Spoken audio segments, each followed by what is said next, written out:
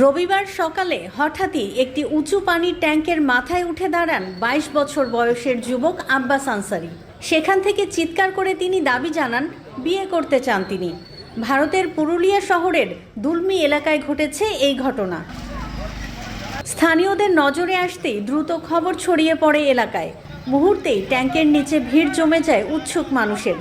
পরিস্থিতি সামাল দিতে ঘটনাস্থলে পৌঁছায় পুলিশ ও উদ্ধারকারী বাহিনী। পরিবার সূত্রে জানা গেছে, কিছুদিন ধরেই আব্বাস বিয়ের জন্য পরিবারকে চাপ দিচ্ছিলেন। পরিবারের দাবি, তারা বিয়ে দিতে রাজি থাকলেও হঠাৎ করেই এমন ঝুঁকিপূর্ণ পদক্ষেপ নেন তিনি। খবর পেয়ে ঘটনাস্থলে ছুটে আসেন আব্বাসের বাবা হাবিব আনসারি।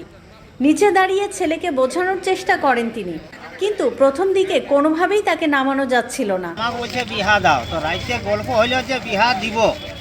ঠিক আছে, আমরা কাজে বেড়াতে দিয়ে আর মা আমি যে বিহা দিব বললি, তো এবার বিহা দিব বলি আমরা বাইরালি রাইতে গল্প করি যে তোকে ঠিক আছে সকাল হোক বিহা দিব।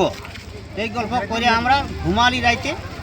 ঘুমার পরে এবার আমরা কাজে বেড়ান যাচ্ছি, তারপরেও আমরাকে না বলে চলে আসেছে এইখানে। এখন ধরো ওই সিঁড়িয়ে বসে আছে টাঙ্কি, বিয়ে দিতে হবে তো বলি বিহা দিব নাম রে বাবা। এবার ধরো যদি এই বিহার নিয়ে যদি কোনো মাথা সমস্যা হয়ে যাচ্ছে তো সেটা আমরা কি করে জানবো। দীর্ঘক্ষণ ধরে চলে টান টান উত্তেজনা। একদিকে উঁচু ট্যাঙ্কের ওপর আব্বাসের অবস্থান, অন্যদিকে নিচে বাড়তে থাকা ভিড়।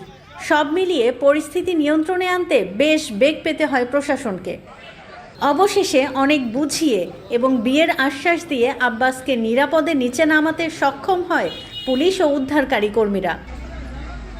ঘটনার জেরে এলাকায় চাঞ্চল্য ছড়ালেও বড় কোনো দুর্ঘটনা এড়ানো গেছে বলে স্বস্তি স্থানীয়দের। Next level, well done, side by side fridge.